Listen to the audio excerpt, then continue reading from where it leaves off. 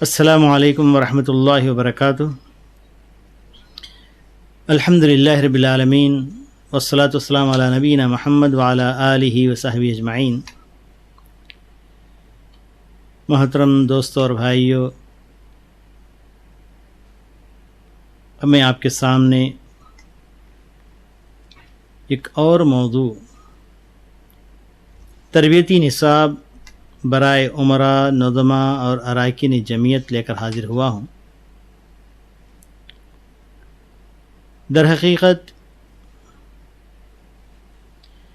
انسان کی زندگی اجتماعی زندگی ہونی چاہیے۔ انفرادی زندگی یہ خطروں سے خالی نہیں ہے۔ من شد فی النار، پیارے نبی صلی اللہ علیہ وسلم نے ارشاد فرمایا ہے، جو شخص جمعیت کی زندگی سے، اجتماعی زندگی سے منہ موڑ کر تنہائی کی زندگی گزارتا ہے تو وہ سیدھے جہنم جا سکتا ہے۔ اور شیطان ہمیشہ اکیلے رہنے والوں پر حملہ کرتا ہے، اور یہ ہماری اجتماعیت دین کے نام پر ہو، دھرم کے نام پر ہو، کتاب و سنت کے پرچار کے نام پر ہو تو بہت اچھی چیز ہے۔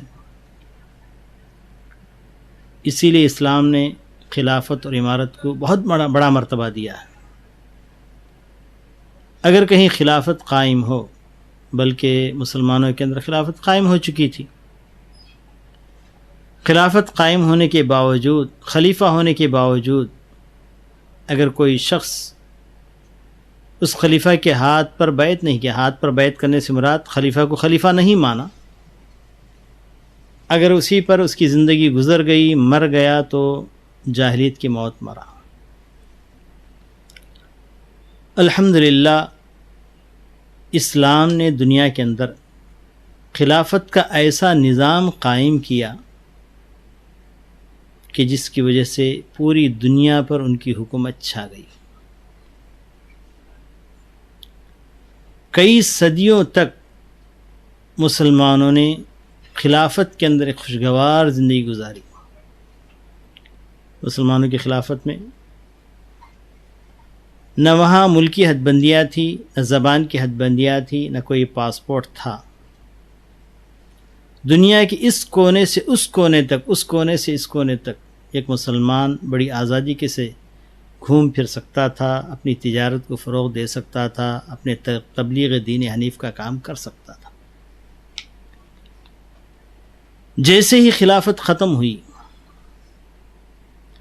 اور دشمنان اسلام نے جتنی کوششیں ہو سکتی تھی ساری کوششیں انہوں نے لگا دی تاکہ مسلمانوں کی خلافت ختم ہو جائے۔ خلافت سے دشمنان اسلام کو بڑا خطرہ تھا، بہت ڈرتے تھے، اور مسلمانوں کی خلافت کے مقابلے میں انہوں نے جمعیات تیار کرنے میں، تنظیمیں بنانے میں ایسی محنت کی جس کی وجہ سے اپنی تنظیموں کو انہوں نے کامیاب بھی کر لیا۔ یعنی کہ جب تک مسلمانوں کے اندر خلافت تھی، جہاں پر الہی قانون نافذ ہوتا تھا، مسلمانوں کے دلوں میں تقوی اور طہارت تھا۔ اس حکومت کو یا حاکم کو اپنا حاکم سمجھتے ہوئے دینی اعتبار سے اس کو اہمیت دیا کرتے تھے، اس لیے وہاں کسی دباؤ کی ضرورت نہیں تھی۔ مسلمانوں کا دین تھا۔ اللہ تعالیٰ نے اس خلافت کی طرف اشارہ کیا ہے، اور آج بھی مسلمانوں کو خلافت مل سکتی ہے، لیکن اس کا جو راستہ ہے وہ راستہ اپنائیں۔ اللہ تعالیٰ نے ارشاد فرمایا، وعد اللہ الذین آمنوا وعملوا الصالحات لیستخلفنہم فی الارض کما استخلف وعد اللہ الذین آمنوا منکم وعملوا الصالحات لیستخلفنہم فی الارض کما استخلف الذین من قبلہم وَلَيُمَكِّنَنَّ لَهُمْ دِينَهُمُ الَّذِي ارْتَضَىٰ لَهُمْ وَلَنُبَدِّلَنَّهُمْ مِنْ بَعْدِ خَوْفِهِمْ أَمْنًا يَعْبُدُونَنِي وَلَا يُشْرِكُونَ بِي شَيْئًا۔ سورہ نور کی آیت ہے۔ اس میں اللہ تعالیٰ نے ارشاد فرمایا اللہ تعالیٰ کا وعدہ ہے، اللہ نے وعدہ کیا ہے تم میں سے مومنین کے ساتھ اور ان لوگوں کے ساتھ جو عمل صالح کرتے ہیں کہ ان کو اس دنیا میں خلافت دے گا، جیسا کہ اس سے پہلے اللہ تعالیٰ نے لوگوں کو خلافت دی ہے، اور ان کو دین پر پورے طور پر عمل کرنے کی قوت اور طاقت عطا فرمائے گا، اور ان کے خوف کو امن میں بدل ڈالے گا، بشرطے کہ وہ اللہ کی عبادت کرے، اللہ کے ساتھ کسی کو شریک نہ ٹھہرائے۔ میرے عزیز دوستوں اور بھائیوں، جب سے خلافت ختم ہو گئی تب سے مسلمانوں کے لیے کوئی اور دوسرا راستہ نہ رہا، بلکہ ایک ہی راستہ رہا، وہ جماعت بنانے کا یا جمعیت بنانے کا۔ حالانکہ اگر اس راستے سے آئے جو راستہ اللہ تعالیٰ نے بنایا ہے، ایمان اور عمل صالح، ایمان اور عمل صالح کے اندر دین کے درجات میں آگے بڑھتے ہوئے اس بلندی کو پہنچ جائیں جو آخری بلندی احسان کا جو مرتبہ ہے، وہاں تک پہنچ جائے، تو پھر یقیناً مسلمانوں کے لیے خلافت ضرور ہے۔ اس کے بجائے کہیں ووٹنگ کے ذریعے، کہیں ہتھیاروں کے ذریعے انقلاب پیدا کر کے خلافت ہم منوائیں گے، یہ تو ہونے والی بات نہیں ہے۔ کیفما تکونوا یولی علیکم، پیارے نبی صلی اللہ علیہ وسلم نے فیصلہ فرما دیا ہے، تم جیسے ہوگے ویسے حکمراں آ جائیں گے۔ اگر تم کمزور ہو، ایمان کے اندر تمہاری کوئی حیثیت نہیں ہے، تمہارے اندر بدعمالیاں ہیں، تمہارے اندر جرائم ہیں، اور ہم یہ سمجھے کہ ہم خلافت لوگوں پر نافذ کر دیں، یہ ہونے والی بات نہیں۔ اگر ایسی بات ہوتی تو اللہ کے رسول صلی اللہ علیہ وسلم جب دعوت کو لے کر اٹھے تھے مکی زندگی میں، کفار قریش نے کہا کہ اے محمد صلی اللہ علیہ وسلم، اگر اس دعوت کے ذریعے تم حکومت حاصل کرنا چاہتے ہیں تو آج ہی تم کو ہم عرب کا بادشاہ بنا دیں گے۔ تو حکومت اگر مقصد ہوتا تو اللہ کے رسول صلی اللہ علیہ وسلم کو کہنا چاہیے جو حکومت دے دو۔ حکومت جیسی ہاتھ میں آ گئی، احکام نازل فرمائے، زبردستی ان کے اوپر اسلام کو نافذ کر دیا، ہو سکتا تھا، لیکن یہ طریقہ نہیں۔ اس لیے نبی صلی اللہ علیہ وسلم نے کہا کہ اتنا ہی نہیں، دائیں ہاتھ پر سورج، بائیں ہاتھ پر چاند بھی لا کر رکھ دے، میں یہ دعوت کو چھوڑنے والا نہیں۔ پہلے افراد کی اصلاح ہو، افراد ہر شخص اپنے اوپر اسلام کو نافذ کرے تو اللہ تعالی حکومت خود بخود ان کو دے دیتا ہے۔ آج ہمیں کوشش کس بات کی کرنی ہے کہ ہر فرد اپنے 2 گز کے جسم کے اوپر اسلام کو نافذ کرے، اور اسی کے بارے میں کل قیامت کے اللہ تعالیٰ پوچھے گا۔ اللہ تعالیٰ یہ نہیں پوچھے گا تم نے ہتھیار بنائے یا نہ بنائے، تم نے حکومت کی یا نہ کی، اس بارے میں اللہ تعالیٰ نہیں پوچھے گا، بلکہ پوچھے گا ہر شخص کو اس کی اپنی ذات کے بارے میں پوچھے گا، اس کے اپنے اعمال کے بارے میں پوچھے گا۔ اگر ہر مسلمان اس بات کو سمجھ جائے کہ میری اس زندگی کے اندر میں اسلام کو نافذ کروں گا تو اللہ تعالیٰ مجھے خلافت دے گا، تو مسئلہ حل ہو جائے گا۔ تو بہرحال حکومت ہم سے چھن گئی، خلافت ہم سے چلی گئی، پھر بھی ہم اجتماعیت کے ساتھ اگر زندگی گزارنا چاہتے ہیں تو یہ ایک ہی راستہ ہے، وہ جماعت بندی، اپنے لوگوں کو جماعت میں متحد کریں، اور جماعت کے جو اصول ہیں ان اصول کو اپنائیں۔ اور حقیقت میں یہ جماعت کے جو اصول نبی کریم صلی اللہ علیہ وسلم نے پیش کیے تھے، لیکن خلافت کے لیے پیش کیے تھے۔ تو اس لیے قرآن و حدیث کے اندر ہم غور کرتے ہیں تو 2 باتیں ہمیں سمجھ میں آتی ہیں۔ پہلی بات، خلافت اور امارت 2 حصوں میں منقسم ہے۔ امامت کبریٰ، خلافت کبریٰ وہ الگ چیز ہے، امامت صغریٰ یا خلافت امارت صغریٰ یہ الگ چیز ہے۔ دونوں کے اندر خلط ملط نہیں کرنا چاہیے۔ ساری دنیا کے اندر ہمارا خلیفہ ہو، ساری دنیا کے اندر امت متحد ہو، تو اس کو خلافت کبریٰ کہتے ہیں۔ اس کے احکام الگ ہیں، اور اس کے علاوہ چھوٹی چھوٹی جو جماعتیں بنتی ہیں ان کے احکام الگ ہیں۔ پیارے نبی صلی اللہ علیہ وسلم کے زمانے میں یا حضرت ابوبکر یا حضرت خلفائے راشدین کے زمانے میں امامت کبریٰ اپنی جگہ تھی۔ اگر کسی جنگ کے لیے ایک گروپ کو بھیجنا ہے یا کسی کام کے لیے چند لوگوں کو آمادہ کرنا ہے تو اس کے اندر ایک لیڈر بنایا جاتا تھا اور اس کو اس جماعت کا یا اس گروپ کا امیر سمجھا جاتا تھا۔ پیارے نبی صلی اللہ علیہ وسلم نے کہا اگر تم 2 آدمی اگر سفر میں نکلتے ہیں تو ان میں سے ایک کو امیر بنانا چاہیے۔ تو مسلمانوں کی زندگی اجتماعیت کی زندگی ہوگی، انفرادیت کی زندگی نہیں ہوگی۔ اسی بنا پر خلافت ختم ہونے کے باوجود مسلمانوں نے جماعت بندی کا خاص کر کے اہتمام کیا، اور اسی وجہ سے آج مختلف قسم کی جماعتیں ہمارے وجود میں آئیں۔ اور ان جماعتوں کا مقصد کار خیر کو آگے بڑھانا ہے، امر بالمعروف اور نہی عن المنکر کو انجام دینا ہے تو صحیح ہے۔ اگر اس جماعت بندی کا مقصد فلاں گروپ سے ٹکرائیں، فلاں گروپ سے مقابلہ کریں اور اپنے گروپ کی طرف لوگوں کو بلائیں، اپنے گروپ کو بڑھائیں، اگر یہ مقصد ہے تو پھر یہ جماعت بندی یہ حقیقت میں انسان کے لیے نقصان دہ ہے۔ اسی لیے علماء اکرام نے جماعت الام کے نام سے کتابیں لکھی کہ لوگوں کو ایک کرو، قرآن و حدیث کے اوپر جمع کرو۔ قرآن و حدیث کے اوپر اگر لوگ آ جاتے ہیں، اگر وہ ایک ہی آدمی ہے پھر بھی وہ جماعت ہے۔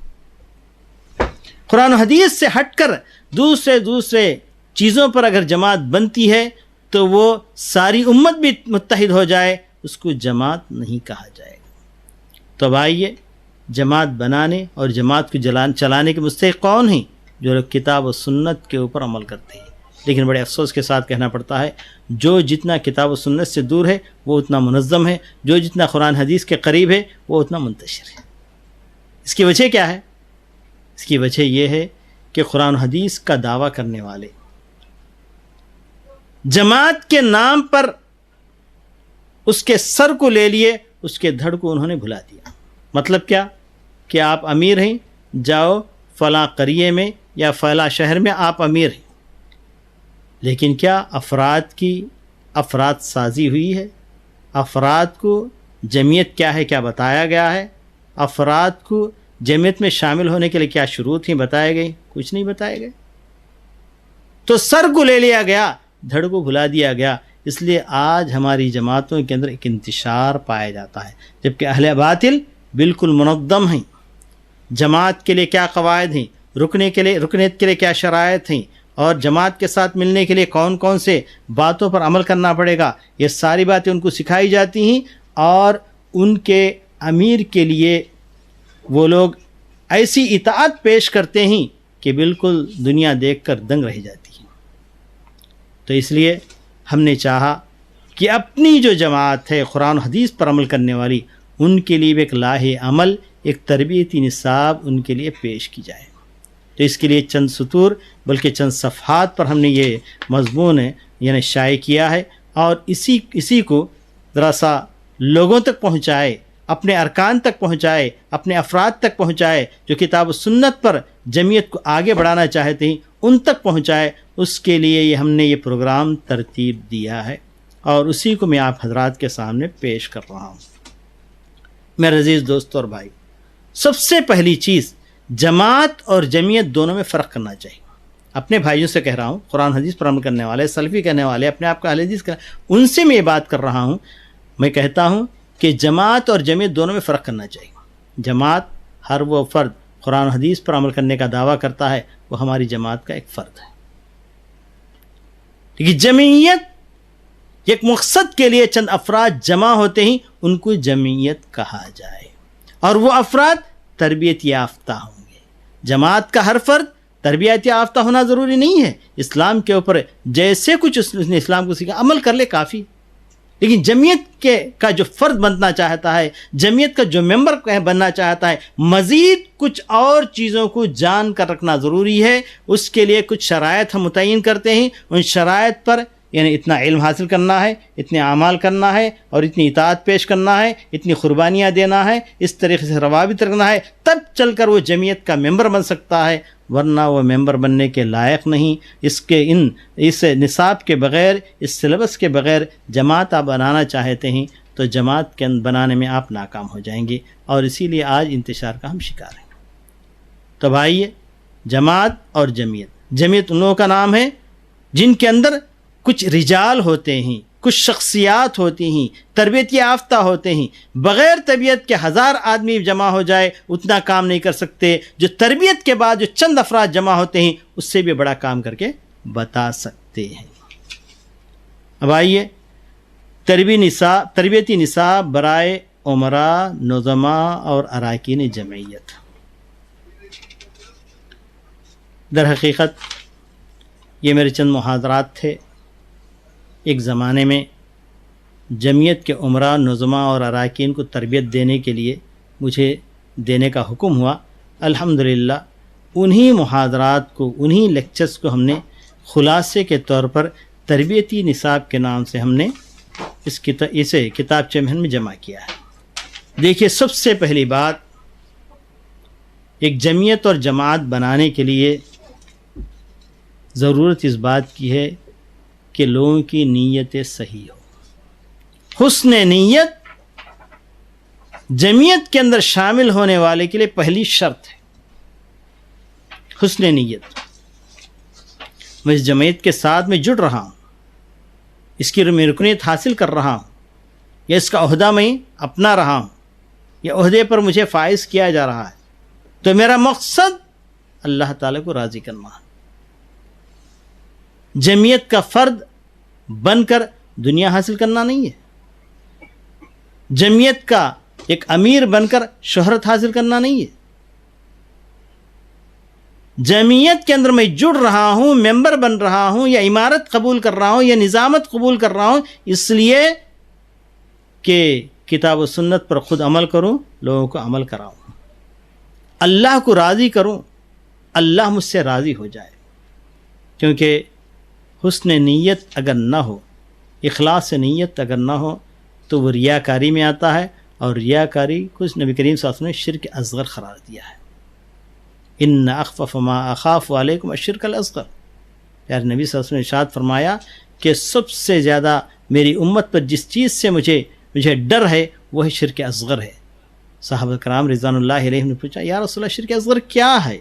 تو نبی صلی اللہ علیہ وسلم نے فرمایا، الریا، السمعۃ بالریا، دکھاوا ہے، نام و نمود کے لیے کرنا ہے، یہ شرک اصغر ہے۔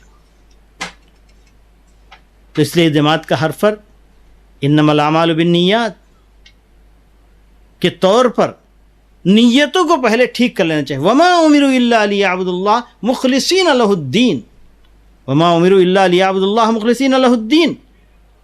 اللہ نے جو کچھ حکم دیا ہے تو اس کے اندر سب سے اہم بات یہی ہے کہ خالص دین کو اس کے لیے کرتے ہوئے ہم اللہ کی عبادت کریں۔ اور ایک اللہ تعالیٰ نے ارشاد فرمایا، اے محمد صلی اللہ علیہ وسلم کہہ دیجئے، قل ان صلاتی ونسکی ومحیای ومماتی للہ رب العالمین، سورہ انعام آیت نمبر 162۔ اے محمد صلی اللہ علیہ وسلم کہہ دیجئے، میری نمازیں، میری قربانیاں، میرا جینا، میرا مننا اس اللہ کے لیے ہو جو سارے جہانوں کا رب ہے اور جس کا کوئی شریک نہیں ہے، اور اسی بات کا مجھے حکم دیا گیا ہے، اور میں پہلا مسلمان ہوں۔ حسن نیت کے بعد علم نافع۔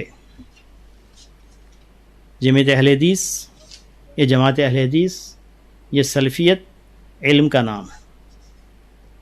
دوسری جماعت علم کے بغیر قائم ہو سکتی ہے، مگر علم کے بغیر ہماری جمعیت کبھی بھی قائم نہیں ہو سکتی۔ اس لیے کہ ہمارے مسائل کے لیے ساری کتابیں دیکھنا رہتا ہے، ہمارے مسائل کے لیے قرآن حدیث سے استنباط کرنا رہتا ہے، اور علم کے بغیر اگر کوئی آدمی بات کہتا ہے تو وہ جہالت ہے اور وہ گمراہی ہے۔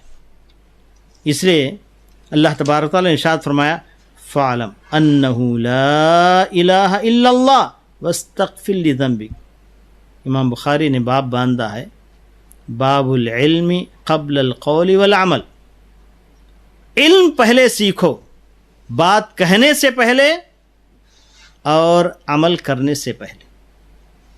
اور اس کے اندر یہ آیت انہوں نے ذکر کیا ہے کہ فعلم، اللہ تعالیٰ نے پہلے علم کا ذکر کیا ہے، فعلم، جان لو، جاننا علم ہے، انہ لا الہ الا اللہ واستغفر لذنبک، پہلے اللہ ایک ہے جان لو، پھر جب جانیں گے تو اللہ تبارک و تعالیٰ سے مغفرت طلب کریں گے، جانیں گے نہیں تو کہاں سے مغفرت طلب کریں گے؟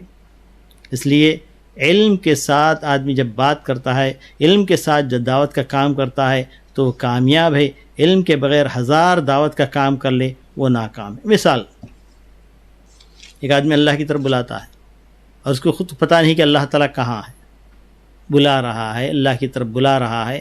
ایک شخص اسلام قبول بھی کر لیا اس کے ہاتھوں، لیکن اس کو یہ شخص بتا ہی نہیں سکا اسلام کے اندر آنے والے کو اللہ تعالیٰ کہاں ہے، اللہ تعالیٰ کی ذات کیا ہے، اس کی صفات کیا ہیں، اس کے اسماء کیا ہیں، بتایا ہی نہیں۔ تو اسلام کے اندر تو آیا مگر اسی تصور کے ساتھ آیا جو تصور اللہ کے بارے میں اس کے دین کے اندر تھا۔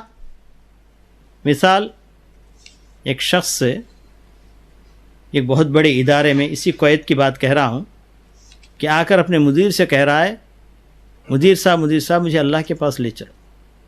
నాకు దేవుడి దగ్గర తీసుకెళ్ళండి، یہ تلگو میں یہ جملہ وہ کہہ رہا تھا، تو میں نے سنا اللہ کے پاس لے چلو۔ میں نے بازو میں بلایا، تجھے اسلام میں آئے کتنے دن ہوئے؟ کہا کہ مجھے یعنی 3 مہینے ہو گئے۔ کسی نے تجھے نہیں بتایا کہ اللہ تعالیٰ کہاں ہے؟ کہا کہ ہاں مجھے اتنا ہی معلوم ہے کہ اللہ مکے میں ہے۔ یعنی ہندوانہ تصور کے ساتھ اسلام قبول کیا ہے۔ ہندوؤں کیا تصور ہے کہ تروپتی میں یعنی 7 کنڈلواڑا یعنی 7 پہاڑوں کے اوپر ان کی مورتی کو بٹھایا گیا ہے، تو بالکل اسی تصور کے ساتھ اسلام کے اندر آیا ہے۔ واللہ میں کہنا یہ چاہتا ہوں کہ بڑے بڑے مدارس کے اندر بھی اللہ کے بارے میں صحیح پہچان یعنی سکھائی نہیں جاتی۔ علماء کا ایک گروپ تھا، کمپیوٹر کا کورس سیکھنے کے لیے عمر آباد آئے ہوئے تھے جامعہ دارالسلام میں۔ ان کے سامنے میں نے ایک بات رکھی، این اللہ۔ جھٹ سے اس میں سے ایک شخص مدرسے کا فارغ ہے کہتا ہے قلب المومن عرش اللہ، قلب المومن عرش اللہ، یعنی مومن کا دل یہ اللہ کا عرش ہے۔ یہ کہنا یہ چاہتا ہے کہ میرے دل میں اللہ ہے۔ تو تیرا دل بڑا ہو گیا، اللہ چھوٹا ہو گیا، اللہ سے کیا ڈرے گا تو میرے عزیز دوست اور بھائی، علم نافع اور صحیح علم حاصل کرنا یہ جمعیت کے اندر یا جماعت کے اندر آنے والے ہر فرد کا پہلا یہ فریضہ ہے۔ تو اس لیے ہم نے کیا کیا ہے، جماعت کو علم دینے کے لیے یا ارکان کو علم دینے کے لیے، عمرہ اور نظمہ کو علم دینے کے لیے ہم نے ان کو مختلف مستویات، مختلف طبقات میں ہم نے ان کو تقسیم کیا ہے۔ مثال کے طور پر یہ قریہ ہے، مقامی جمعیت ہے، اس کے ارکان ہیں، کم سے کم چند کتابیں جو ابتدائی معلومات کی ان کو سیکھنا ضروری ہے، کیونکہ آج جمعیت و جماعت کے اندر کوئی معیار نہ رکھنے کی وجہ سے ایک جاہل، ایک ان پڑھ جماعت کا امیر بن جاتا ہے، خود گمراہ رہتا ہے اور دوسروں کو گمراہ کرتا ہے۔ تو ایک رکن کے لیے، مثال کے طور پر پہلے طبقے کے لیے پہلا طبقہ ہم نے کہا ہے کہ مقامی جو ممبر بنتے ہیں ان کو ہم نے پہلا طبقہ قرار دیا ہے۔ پھر اس مقامی جمعیت کا جو امیر اور ناظم یا جو عہدیدار ہوتا ہے، یہ دوسرا طبقہ یہاں سے شروع ہوتا ہے، اور وہ اور شہر اور کسی ضلع کے جو ممبرز ہوتے ہیں یہ سب برابر ہی ان کا ایک اور طبقہ ہے۔ شہر اور ضلع، شہر اور ڈسٹرکٹ یعنی سٹی اور ڈسٹرکٹ، ان دونوں کے جو عہدیدار ہوتے ہیں ان سے ملا کر جو اسٹیٹ لیول کے جو ارکان ہوتے ہیں، ممبرز ہوتے ہیں، ان کا ہم نے ایک طبقہ بنایا ہے، تیسرا طبقہ ہو گیا۔ اور اس کے بعد چوتھا طبقہ اسٹیٹ لیول کے جو عہدیدار ہوتے ہیں، امیر اور سیکریٹری اور اس طریقے سے امیر، ناظم وغیرہ جو ہوتے ہیں، ان سے ملا کر جو مرکز کے جو ارکان ہوتے ہیں ان کا ہم نے ایک طبقہ، اونچا طبقہ بنا دیا۔ اس طریقے سے 4 طبقات میں ہم نے تقسیم کر کے ہر طبقے کے لیے ہم نے الگ الگ کتابیں ہم نے بتا دی ہیں۔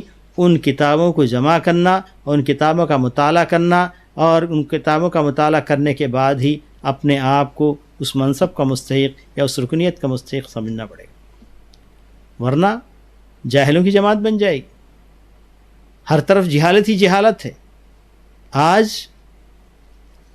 چونکہ میں ایک آندھرا پردیش کی طرف سے نمائندگی کرتے ہوئے میں باتیں کہہ رہا ہوں، تو آندھرا پردیش کے قریوں میں جا کر دیکھنے سے پتہ چلتا ہے کتنی جہالت ہے۔ ایک شخص جس کا ہم نے انٹرویو لیا، پوچھا کہ تمہارے گاؤں میں مسجد نہیں، تم کہاں نماز پڑھتے ہو؟ وہ اپنے معصومانہ زبان میں کہتا ہے تیلگو میں، మన దగ్గర గుడి లేదండి, అదుగో వాళ్ళ దగ్గర గుడి ఉంది కదా, అక్కడికి వెళ్ళి మనం ప్రార్థన చేసుకుంటున్నాం. क्या मतलब? हमारे पास मंदिर नहीं है, लफ्ज़ मस्जिद भी नहीं जानता, अपने आप को मुसलमान कहता है। हमारे पास मंदिर नहीं है, और एक चर्च को बताकर कहता है उनके पास मंदिर है, वहाँ जाकर हम अपनी इबादत कर लेते हैं। नाम मुसलमान, खतना किया हुआ है, शादी में निकाह पढ़ाया गया है, कफन दफन के इंतज़ार में कि कोई आदमी आए उसका जनाजा उठाए, लेकिन इस्लाम से नावाकिफ़। ये क्यों हो रहा है? इसलिए हो रहा है कि मुसलमानों के अंदर इल्म, जिसको दीनी इल्म कहा जाता है, हमारा मज़हब इक़रा बिस्मि रब्बिकल्लज़ी ख़लक़ से शुरू हुआ है। प्यारे नबी सल्लल्लाहु अलैहि वसल्लम पर सबसे पहली आयत नाजिल होते हुए पैगाम दे रही है कि तुम पढ़ो, रब के नाम से पढ़ो। इल्म से हमारी गफलत ने हमें यहाँ तक पहुँचाया है कि हमारे अपने इलाक़ों के अंदर ईसाईयत फैल रही है, अपने मुसलमानों का शिकार कर रही है, खादियत फैल रही है, अपने लोगों का शिकार कर रही है। तो इसलिए इल्म का सीखना बेहद ज़रूरी है। इसलिए पहले तबके के लिए हमने कम से कम पूरा कुरान नाज़रा यानी पढ़ लें, और सूरह फील से लेकर सूरह नास तक कम से कम याद कर लें। और रसूल सल्लल्लाहु छोटी सी किताब है शेख मोहम्मद बिन अब्दुल वहाब रहमतुल्लाहि अलैह की, अल्लाह कौन है, यानी अपना माबूद कौन है, अपना रसूल कौन है, अपना दीन क्या है, इतना तो कम से कम सीख ले। और इसी तरह शाह इस्माइल शहीद रहमतुल्लाह अलैह ने किताब लिखी थी, हिंदुस्तानी मुसलमान को तौहीद क्या है, शिर्क क्या है, सुन्नत क्या है और बिदअत क्या है बताने के लिए तक़वियतुल ईमान, कम से कम उसका मुताला करें। और इसी तरीके से हमारे नबी छोटी सी किताब है, सवाल जवाब की शक्ल में प्यारे नबी सल्लल्लाहु अलैहि वसल्लम की सीरत बताई गई है, कम से कम उतने मालूमात तो हासिल कर लें। और इसी तरह से छमन इस्लाम या तालीम इस्लाम एक छोटी सी किताब है, अहकाम मालूम करने के, रोज़मर्रा के अहकाम, नमाज के अहकाम हैं, तहारत के अहकाम हैं, रोज़े और ज़कात के अहकाम हैं, हज के अहकाम हैं, इतना तो कम से कम एक आदमी मालूम कर ले, तभी चलकर इस जमीयत का और यानी मेंबर वो बन सकता है। और उसी तरीके से हमने दूसरे ग्रोह के लिए हमने यानी सूरह आला से सूरह नास तक हिफ्ज़ नाज़रा तो उनके लिए भी है, और किताब तौहीद शेख बिन अब्दुल वहाब की, उसी तरीके से कम सलात रसूल या सिफ़त सलात नबी जो शेख अलबानी रहमतुल्लाह अलैह की, और इसी तरीके से फ़िक़्हुल हदीस शेख शौकानी रहमतुल्लाह अलैह की, और इसी रियाज़ुस सालिहीन इमाम नववी रहमतुल्लाह अलैह की, और रसूल रहमत मौलाना आज़ाद रहमतुल्लाह अलैह की, इन किताब को हमने मुतय्यन किया है ताकि यानी ज़िली लेवल और शहरी लेवल के जो उमरा होते हैं और स्टेट लेवल के जो अरकान होते हैं उनको कम से कम इतना तालीम हासिल करना चाहिए।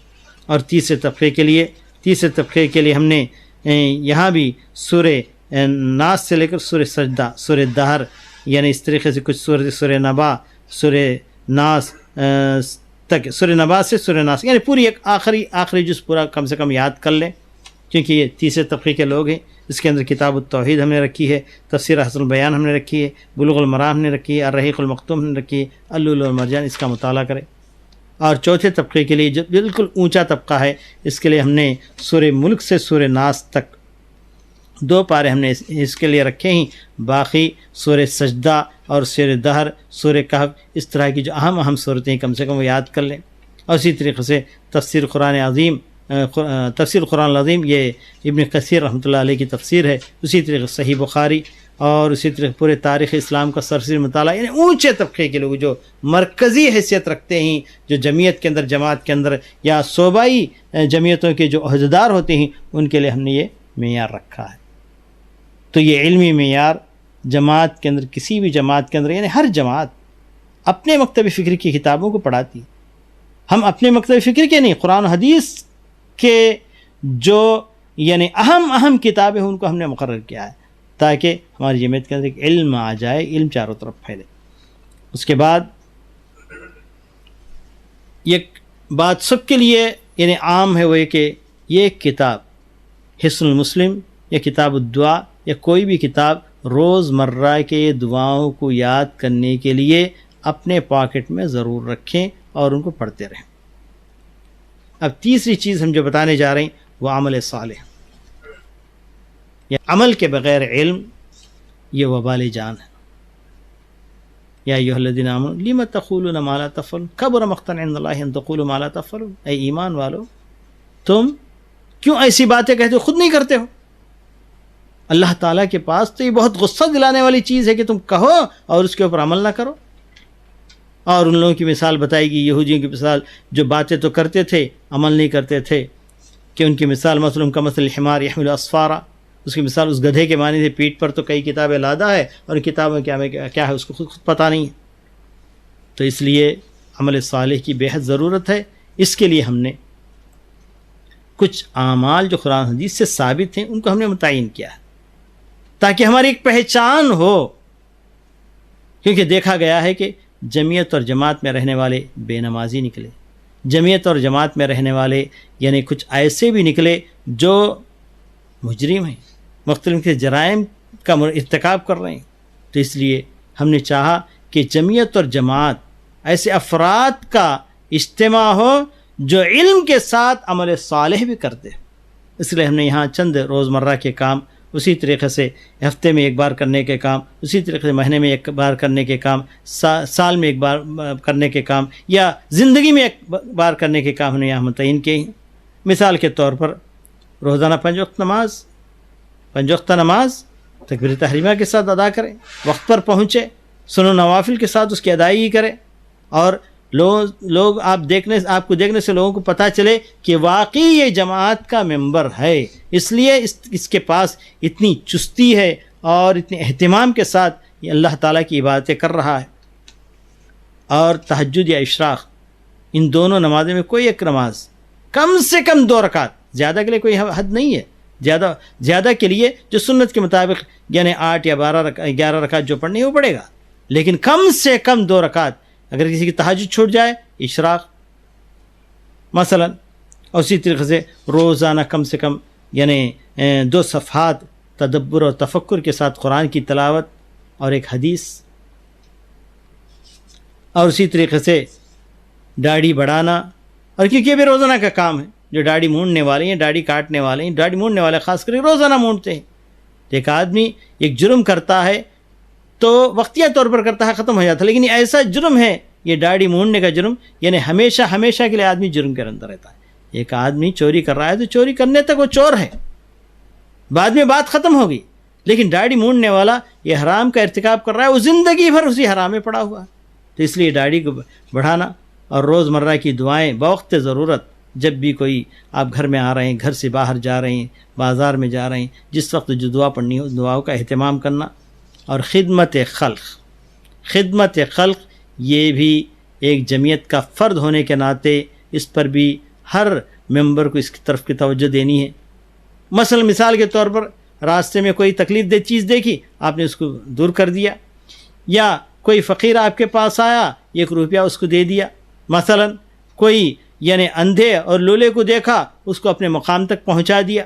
تو اس طریقے سے خدمت خلق یہ بھی ہماری زندگی کا ایک حصہ ہونا چاہیے، تبھی چل کر واقعی اس جماعت کے آپ مخلص کہلائیں گے، اس جماعت کے ممبر کہلائیں گے، دعوت کے اندر اس کے بڑے اثرات آپ کو یہ سامنے آئیں گے۔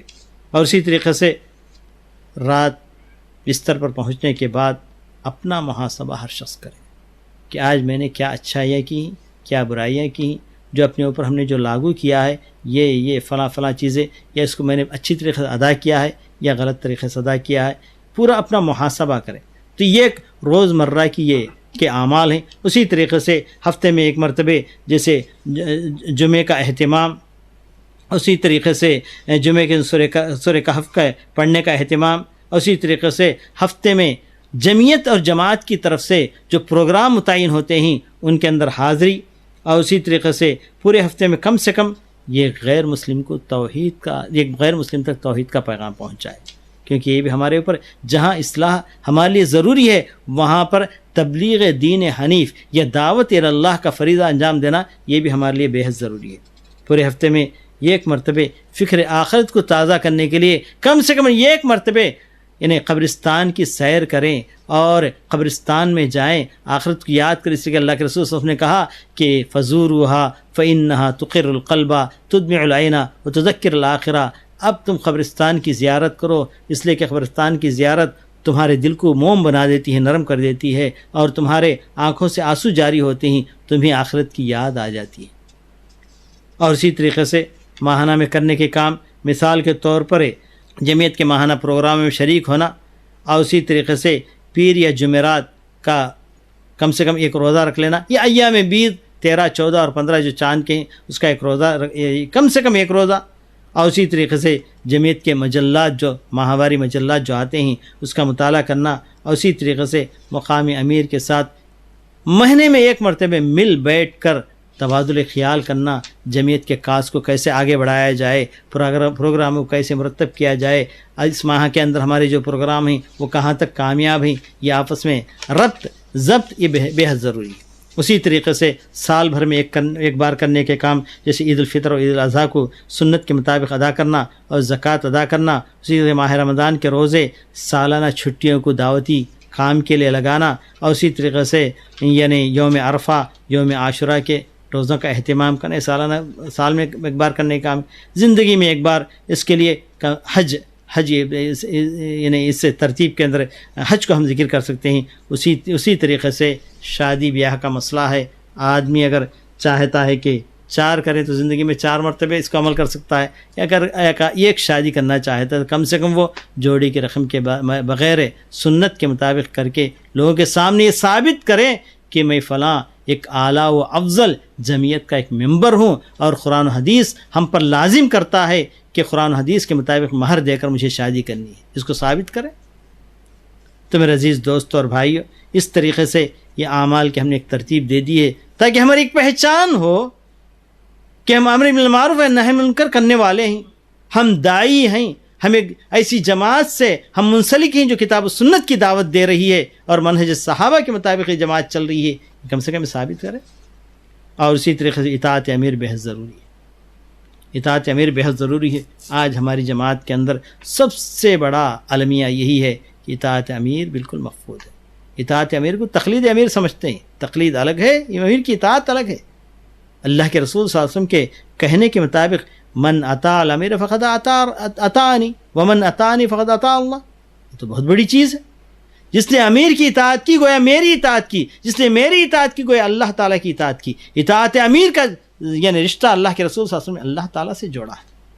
تو امیر کی اطاعت، ولو امر علیکم عبد حبشی السمع والطاعہ، اگرچہ کہ تمہارے پاس ایک حبشی غلام کو ہی صحیح اگر امیر بنا دیا جائے، کأن راسو کا مثل زبیب، اس کا سر بالکل اس کے سر میں گویا کہ دماغ ہی نہیں ہے، ایک کشمش جیسے ہوتا ہے ویسے اس کا سر ہو، یعنی ایسے آدمی کو بھی آگے امیر بنا کر بٹھا دیا جائے، اس کی بھی اطاعت کرنے کی اللہ کے رسول صلی اللہ علیہ وسلم نے تاکید فرمائی، لیکن ہمارے پاس اطاعت کہاں؟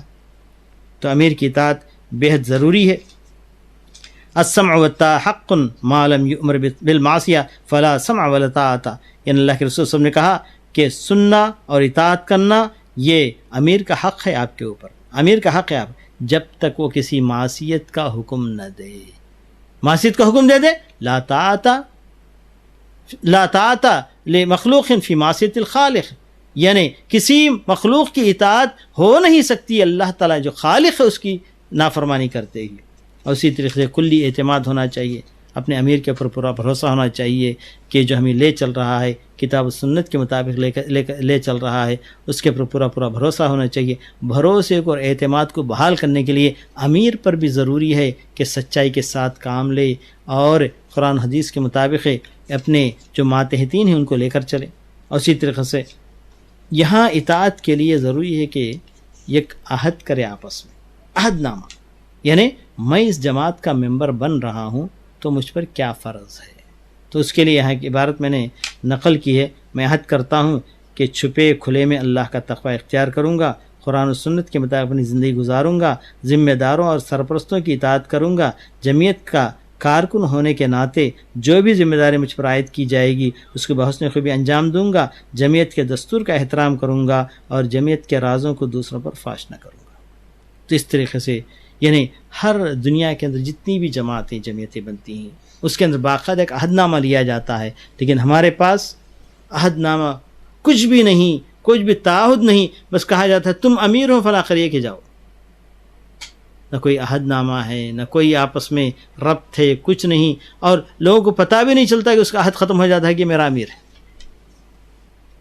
تو آپس میں تعلقات نہ ہونے کی وجہ سے جماعت آج انتشار کا شکار ہے، اور بہت سے علماء، بہت سے دعات کام کر رہے ہیں، لیکن ان کو پتہ بھی نہیں کہ جماعت کہاں ہے، جمعیت کیا ہے، جماعت سے ہمارے تعلقات کیا ہیں.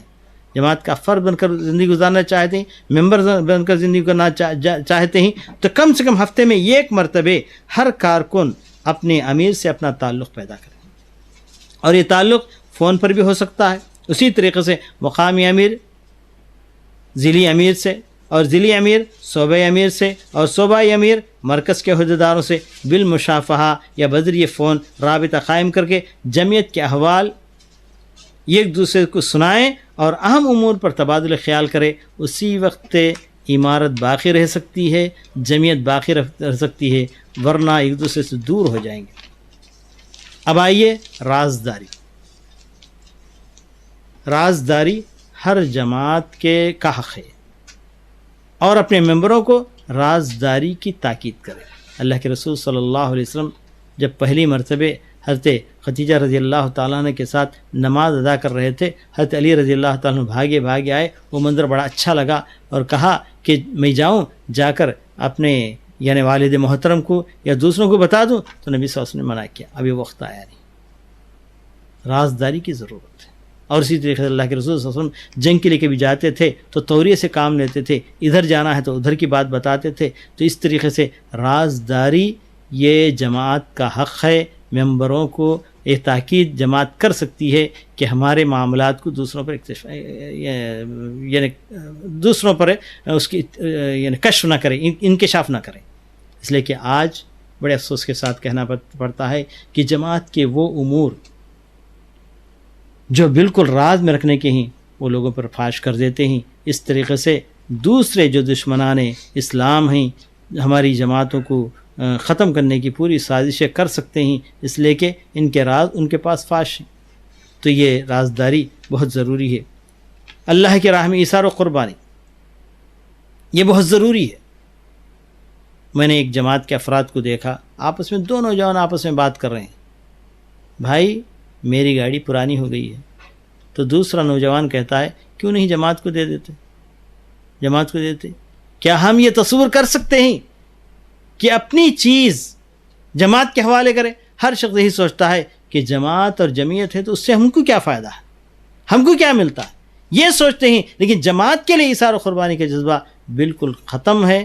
یہ اس جذبے کو اپنے اندر ابھارنے کی ضرورت ہے، اور اس کے لیے کم سے کم ہر ممبر اپنے گھر میں ایک ڈبہ تیار رکھیں اور اس کے اندر روزانہ 1 روپیہ بھی ڈال دیں. تو ہماری جماعت کے افراد ہزاروں میں یعنی لاکھوں میں آج یعنی موجود ہیں.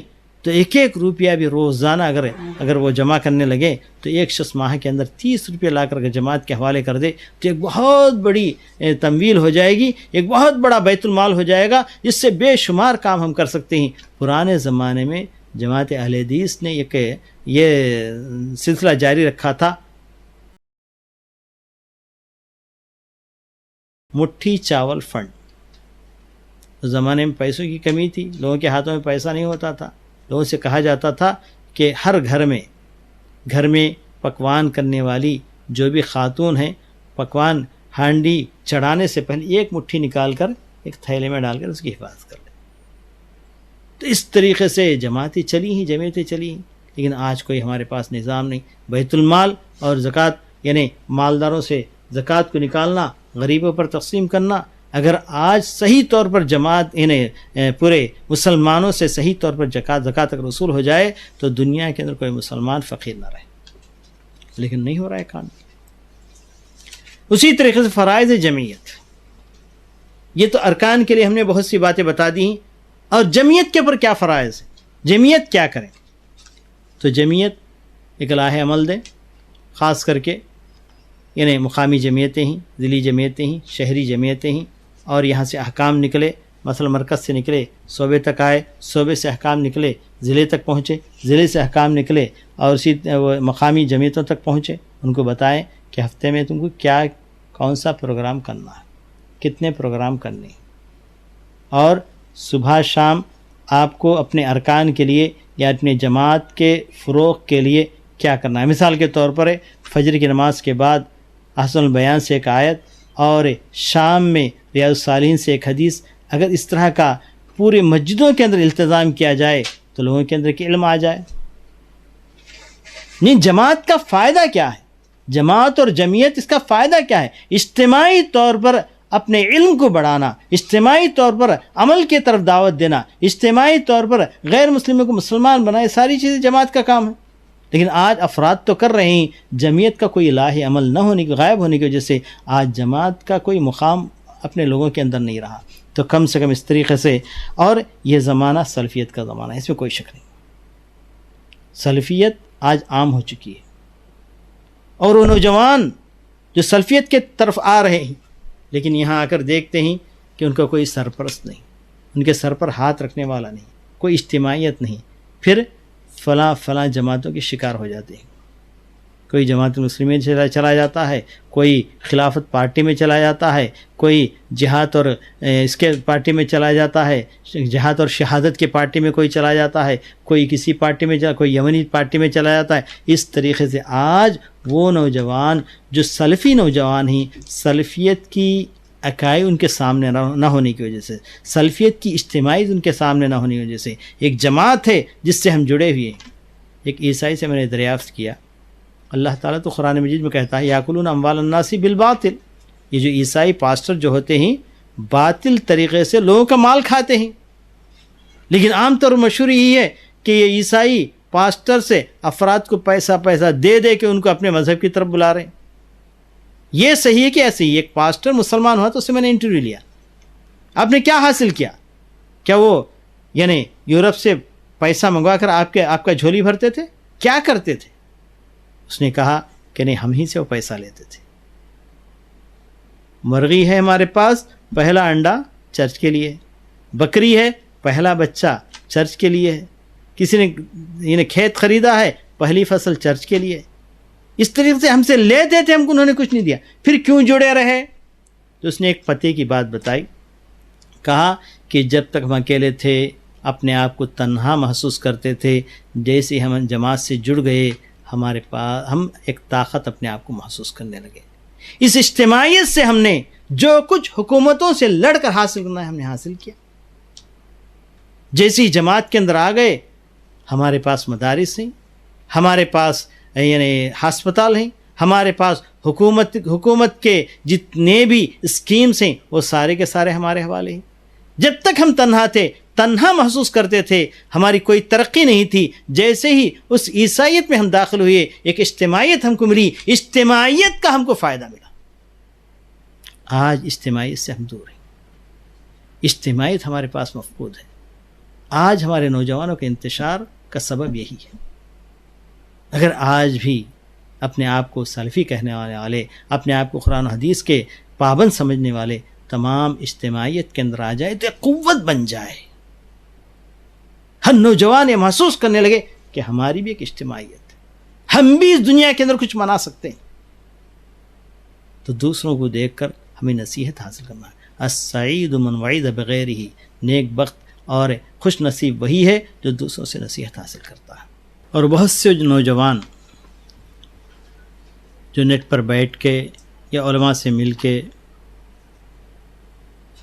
سلفیت کیا ہے جان کر قرآن حدیث کا راستہ اپناتے ہیں، مگر جب سلفی جماعت کہاں ہے، ان کی جمعیت کیا ہے، کون ہمارا سرپرست ہے، اس طرح کے سوالات جب ان کے ذہن میں آتے ہیں تو یہاں پر کوئی خاکہ انہیں نظر نہیں آتا، تو پھر اجتماعیت کے لیے کسی نہ کسی جماعت کے حوالے ہو جاتے ہیں، وہاں سے ان کا انحراف شروع ہو جاتا ہے۔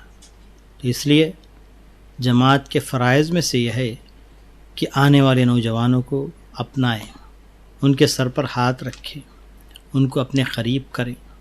ہاں، اس میں شک نہیں کہ غلطیاں ان کے اندر ہوں گی، کیونکہ وہ انفرادی طور پر وہ سلفیت سے متاثر ہے، لیکن اجتماعی طور پر سلفیت کیا ہوتی ہے اس کو پتہ نہیں ہے۔ بتانا یہ جمعیت کا کام ہے، اور ان کے علم کے اندر ترقی دینا یہ بھی جماعت کا کام ہے۔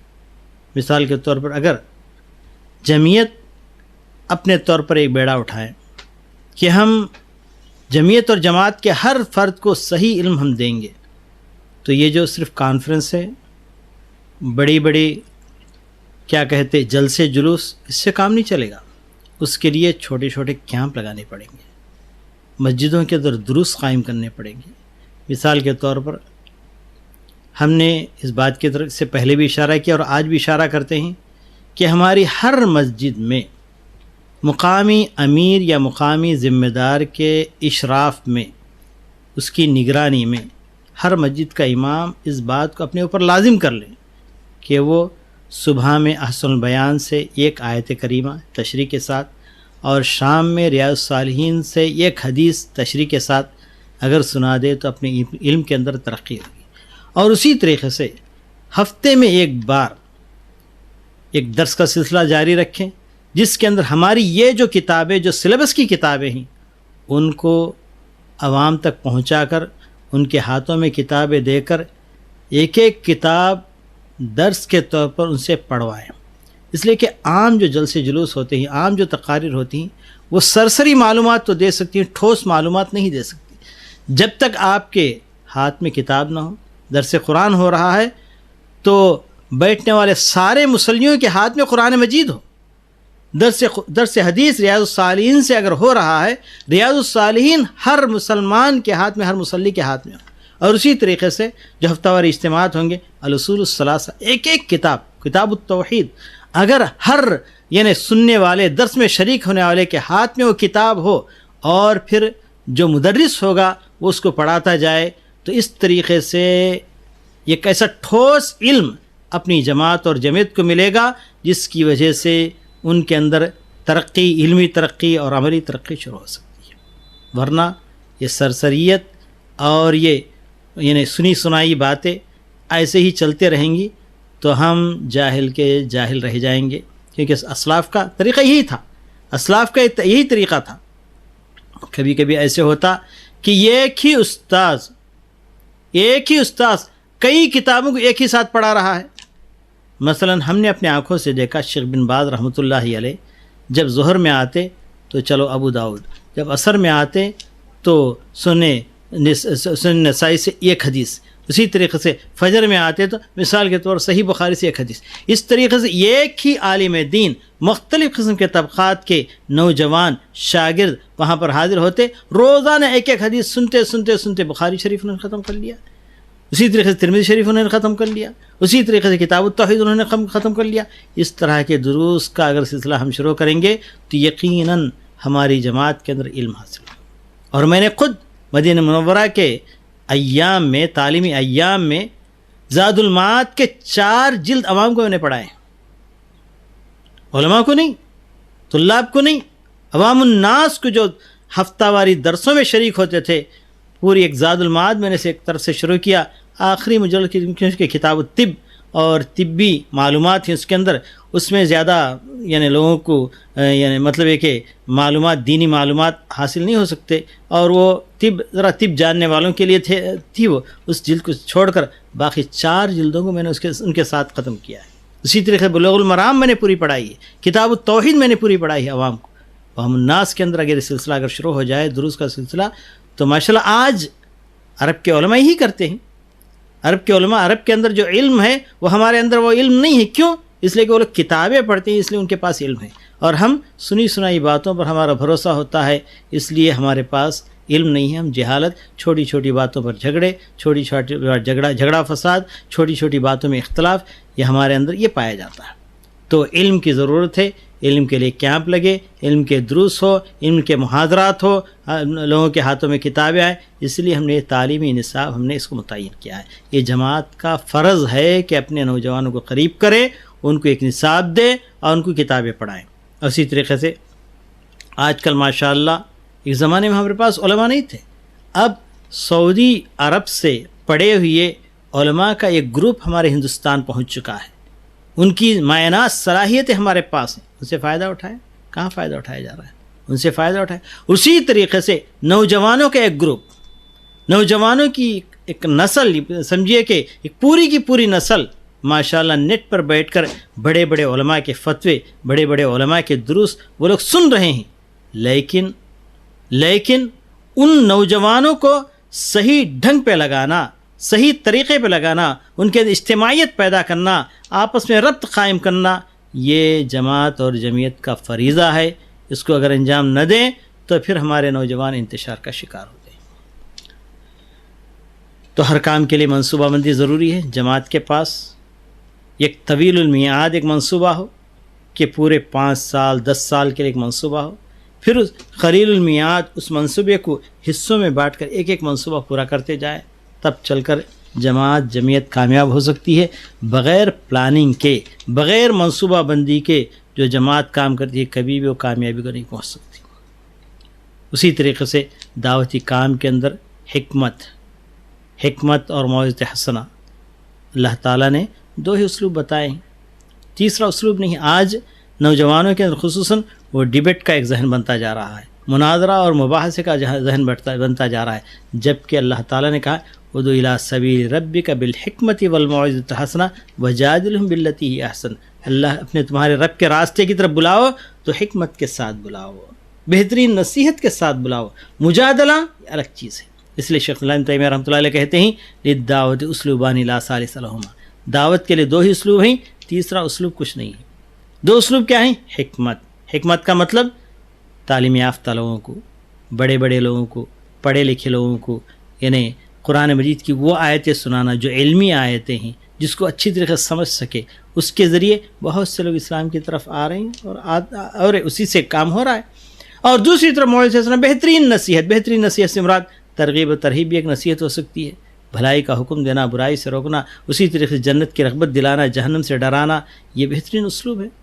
ایک کیمپ کے اندر نو مسلموں کو یعنی غیر مسلموں کو بلا کر جمعہ کے خطبے میں انہیں صحن میں بٹھا کر یہ خطیب سے میں نے کہا کہ ترغیب ترہیب کے اسلوب کو اپنائیے، موعظۃ حسنہ اپنائیے، یعنی جنت جہنم، جنت کی خوشخبریاں اور جہنم کی یعنی ہولناکیاں ان کو سناتی جائیے. سنانا ہی تھا کہ جیسے خطبہ ختم ہو ایک نوجوان اٹھ کر کہتا ہے کہ నా మనసు కరిగిపోయిందండి ఇప్పుడే ఇదే క్షణం నాకు ఇస్లాంలో చేర్చేయండి. ان باتوں کو سن کر، جنت اور جہنم کی باتوں کو سن کر میرا دل دہل گیا، میرا دل پگھل گیا. میں چاہتا ہوں کہ اسی وقت میں کلمہ پڑھ کر مسلمان ہونا چاہتا ہوں، اسی وقت میں چاہتا ہوں کہ اس جنت میں جاؤں اور اس جہنم سے بچوں. تو نماز ہونے سے پہلے کلمہ پڑھ کر وہ مسلمان ہوتا ہے اور جامعہ الاسلام مراباد جا کر 6 مہینے تعلیم حاصل کر کے ایک داعیانہ شان کے ساتھ واپس لوٹتا ہے اور کئی لوگوں کو مسلمان بناتا ہے. تو یہ موعظۃ حسنہ اور یہ حکمت، یہ 2 بہت بڑی چیزیں ہیں. پیارے نبی صلی اللہ علیہ وسلم نے اسی کو اپنایا تھا. اور مجادلہ اور مناظرہ یہ ضرورت ہے، کبھی کوئی ضرورت پڑ جائے تو باصلاحیت آدمی اگر اس کو سنبھالے. اس لیے یعنی امام شافعی رحمۃ اللہ علیہ نے کہا لیس الدین لمن غلب. ڈیبیٹ کے اندر، مناظروں کے اندر، مباحثوں کے اندر جو غالب آتا ہے اس کا دین صحیح ہونا کوئی ضروری نہیں ہے. اپنی چرب زبانی سے وہ غالب آ سکتا ہے، لیکن غالب آنے کی اس کا دین کوئی یہ ہونا ضروری نہیں ہے. لیکن پھر بھی باصلاحیت لوگ ہمارے پاس ہزاروں میں لاکھوں میں ایک ہو کافی ہے. کیونکہ شیخ الاسلام تیمیہ رحمۃ اللہ علیہ کہتے ہیں کہ جنہوں نے یہ کہا کہ دعوت کے 2 ہی اسلوب ہیں، مجادلے کی تعریف کرتے ہوئے کہتے ہیں من لم یجادل اہل الباطل ولم یقطع دابرہم فلم یؤت الاسلام حقا.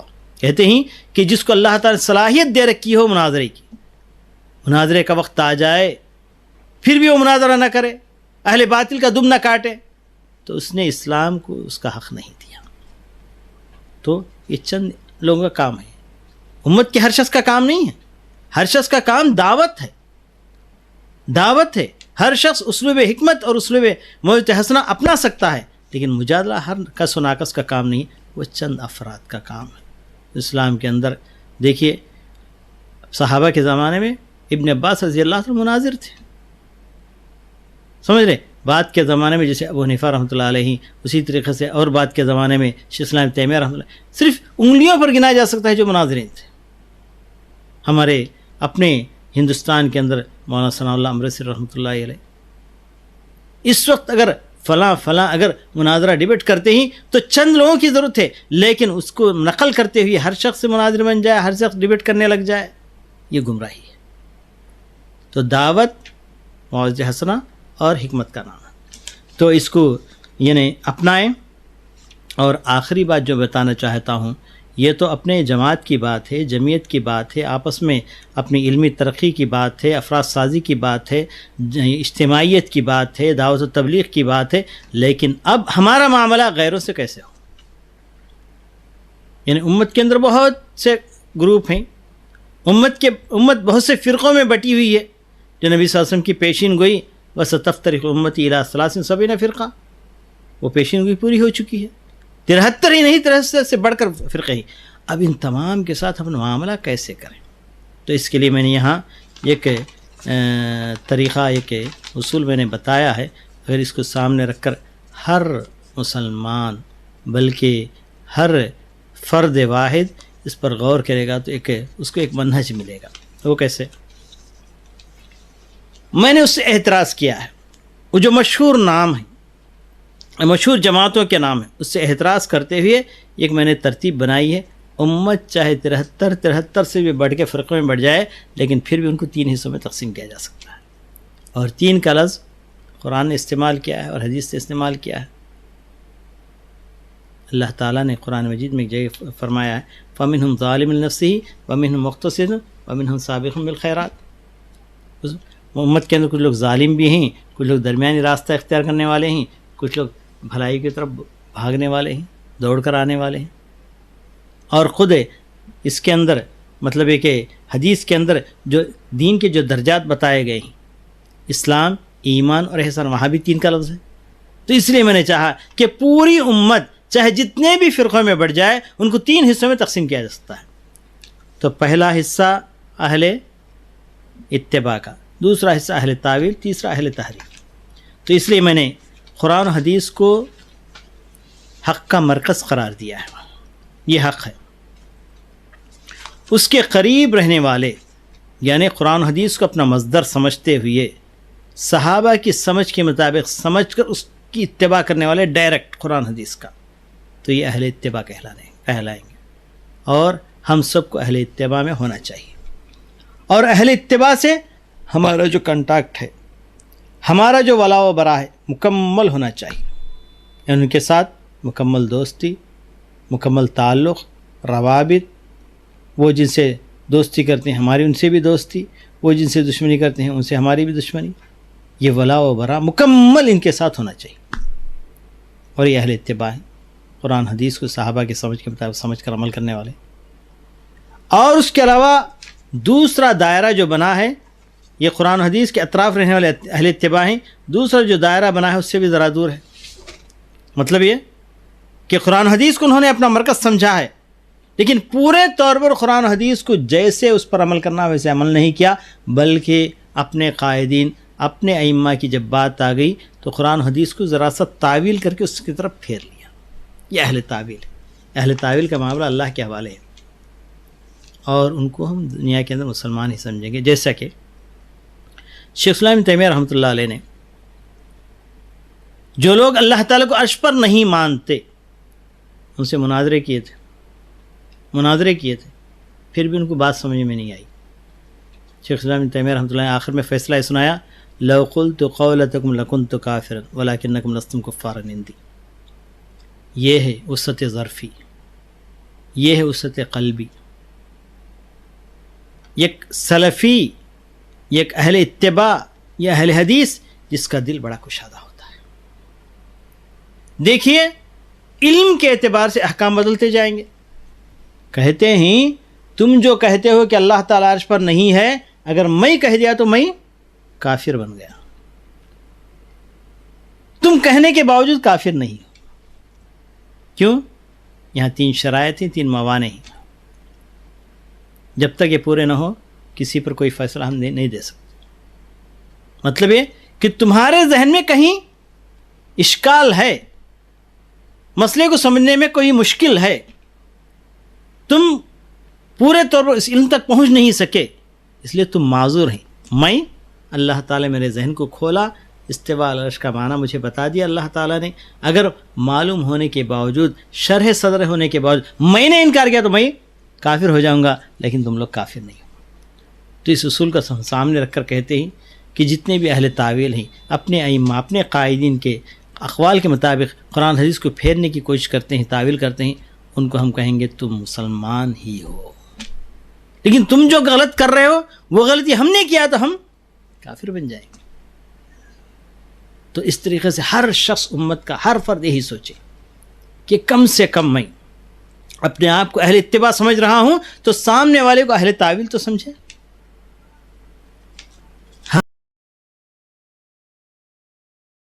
ہاں، اس کے علاوہ ایک اور گروہ ہے امت کا، وہ اہل تحریف ہے.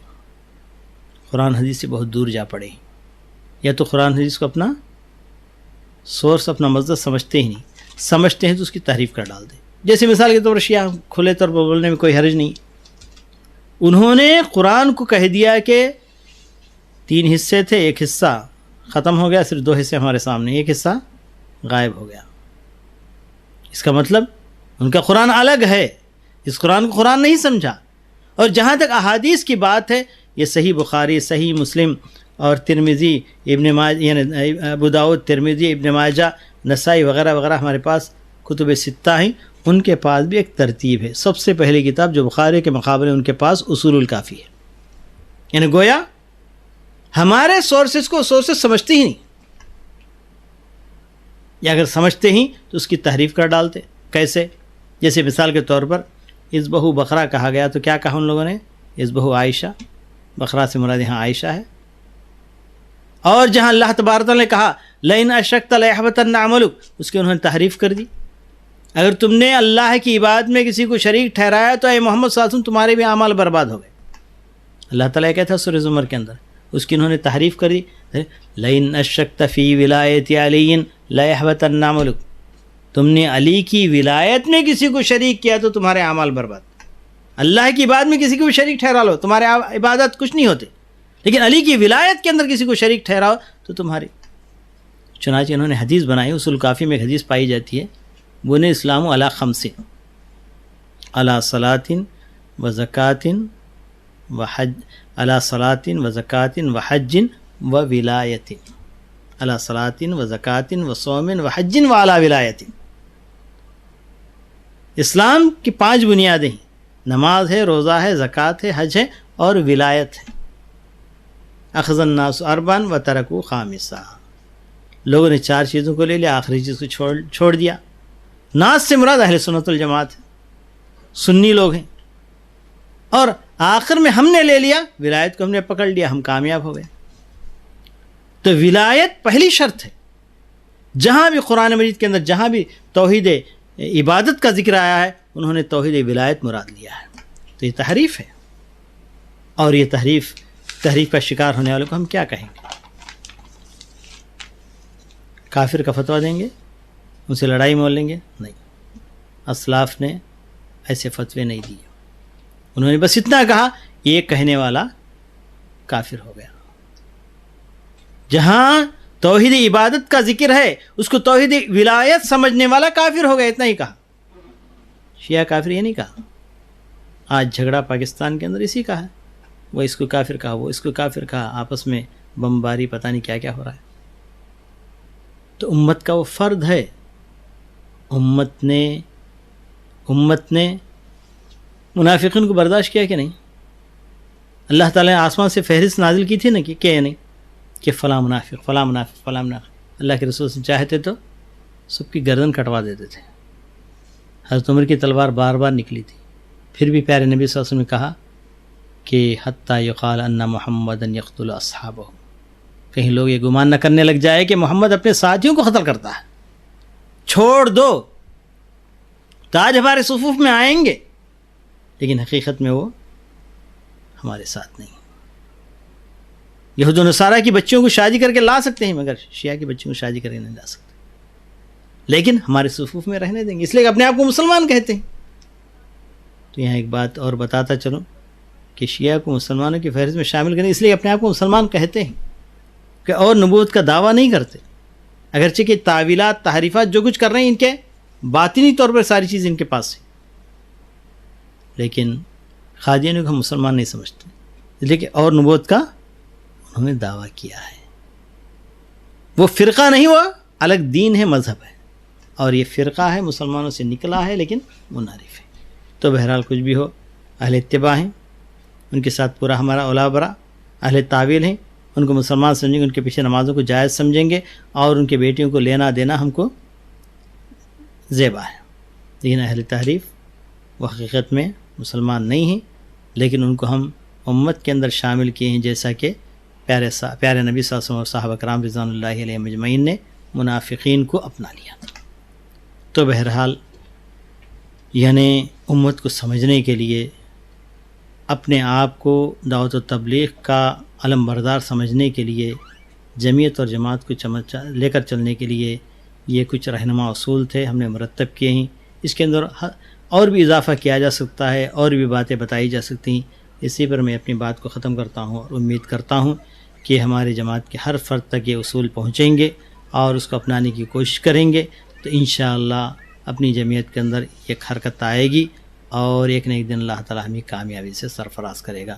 ربنا تقبل منا انک انت السمیع العلیم وتب علینا انک انت التواب الرحیم وآخر دعوانا الحمدللہ رب العالمین۔ بیعت کوئی حرام چیز تو نہیں ہے، لیکن غلط باتوں پر بیعت لینا یہ حرام ہے، کیونکہ صوفیوں نے بیعت یعنی صحابہ کرام رضوان اللہ علیہ مجمعین نے بیعت لی ہے، دی ہے، اور اللہ تعالیٰ نے بیعت کا ذکر قرآن مجید میں کیا ہے، اور یعنی خصوصاً یعنی حضرت ابو بکر خلفائے راشدین کے زمانے میں بیعت لی جاتی جو خلیفہ وقت ہوتا بیعت لی جاتی تھی اور اس کو خلیفہ بنایا جاتا۔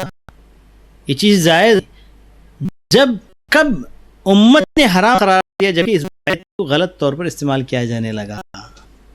اہل باطل نے، صوفیوں نے غلط باتوں کے لیے بیعت کرنا شروع کر دیا۔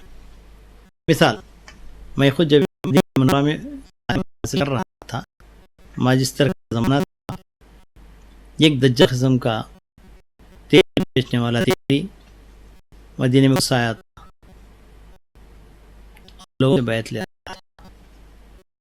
لوگوں کو پتہ نہیں کس بارے میں بیعت لیا ہے، تو بہت سے نوجوانوں کو لگایا گیا، کسی نے کوئی نتیجہ نہیں نکالا۔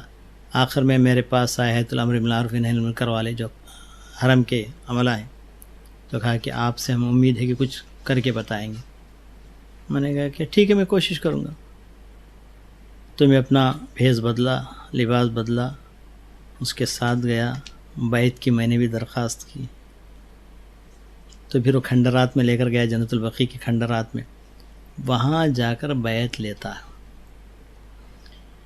کہتا ہے کہ میں نقشبندی سلسلے کی بیعت لیتا ہوں، اور میرا سلسلہ اس شخص تک پہنچتا ہے جو نبی کریم صلی اللہ علیہ وسلم کے پاس دوش بدوش معراج گیا تھا۔ کون ہے؟ امام غزالی۔ وہ زمانہ کہاں کا، یہ زمانہ کہاں کا، یعنی جاہلوں کو کیسے سمجھا رہا ہے، اور کہتا ہے کہ اس ہاتھ کے اندر کرنٹ، نبوت کا کرنٹ ہے، اس ہاتھ سے جس کو بیعت دے دوں اس کے جسم کے اندر نبوت کا کرنٹ داخل ہو جائے گا، اور ساری باتیں کہہ کر شرکیہ کلمات اس نے ہم سے کہلوائے۔ تو اس دن دو ہی شکار تھے، میں تھا، ایک پاکستانی تھا۔ شال بچھایا اور کہا کہ کپڑا ایسے کہ پکڑو، ہم نے پکڑ لیا، اور شرکیہ کلمات اس سلسلے کی باتیں اس نے کہی۔ اس کے بعد کہا کہ بیعت اس وقت تک پوری نہیں ہوگی جب تک کہ تم میرے قریب ہو جانا۔ ویل چیئر پہ آتا تھا، معذور تھا پیروں کا، ویل چیئر کے سامنے مجھے کھڑوایا، کھڑنے کے لیے کہا کہ اور قریب ہونا، اور قریب ہونا، اور